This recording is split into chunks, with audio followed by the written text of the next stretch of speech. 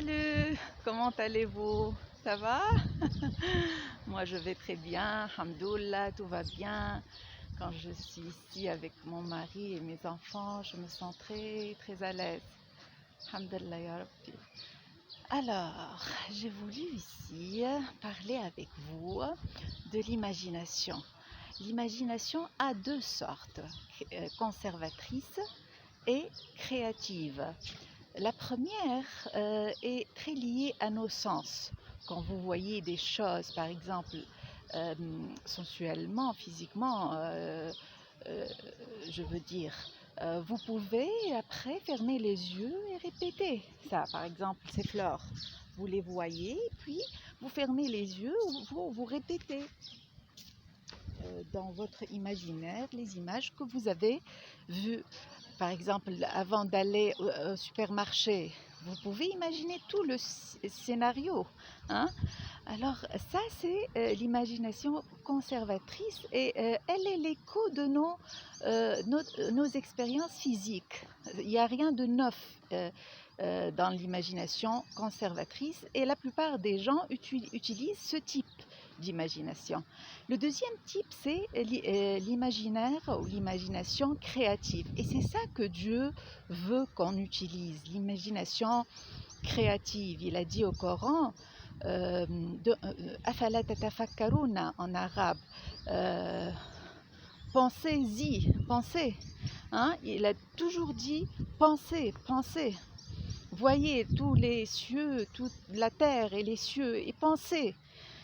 Qu'est-ce qu'il veut dire avec penser? Il veut dire imaginer des choses neuves, parce que quand vous imaginez des choses neuves, des images neuves euh, dans votre imaginaire, hein, euh, vous créez des choses de votre âme de Dieu dedans vous, parce que l'âme de Dieu dedans vous a tout. Tout. Il existe tout dans l'âme de Dieu dedans vous. Tout ce qui est créé n'est pas créé. Hein? Par exemple, aller au, à la Lune, quand les gens ont imaginé que c'est possible pour l'homme d'aller à la Lune. Hein? Ils ont imaginé ça avant de créer l'aircraft pour aller. Hein? Toutes les inventions ont commencé par des idées imaginées dans la tête des gens qui ont voulu vraiment réaliser ces objectifs. Donc l'imagination créative est très très nécessaire. C'est comme un muscle que Dieu nous a donné et qu'on peut, si on travaille sur notre imagination quotidiennement, imagination créative, je veux dire, on peut développer ce muscle et on peut créer dans notre vie des choses neuves. Par exemple, si vous voulez voyager, avant de voyager, vous pouvez imaginer des choses neuves. Par exemple, vous voulez aller à l'Australie et vous ne connaissez pas l'Australie. Vous pouvez vous inspirer,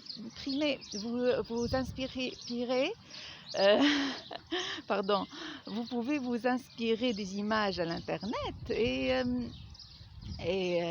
faire des scénarios imaginaires avant d'aller, parce que si vous faites ça, vous êtes en train de créer dans votre cerveau, dans votre tête, des images qui vont être réalisées graduellement dans votre vie. Et c'est ça l'imagination créative.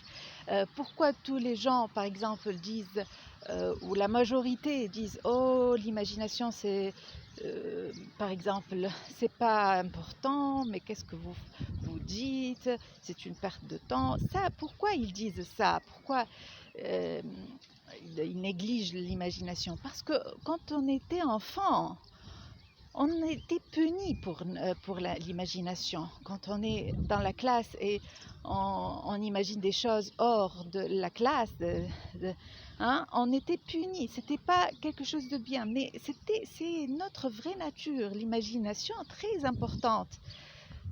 Hein? C'est pourquoi maintenant on néglige ça, parce que c'est devenu comme un paradigme pour nous de négliger l'importance de l'imagination. Mais ça, c'est faux, hein. L'imagination est très très importante, surtout quand elle est créative. Merci beaucoup. À la prochaine, mes chers amis. Bye bye. Love you so much. Bye.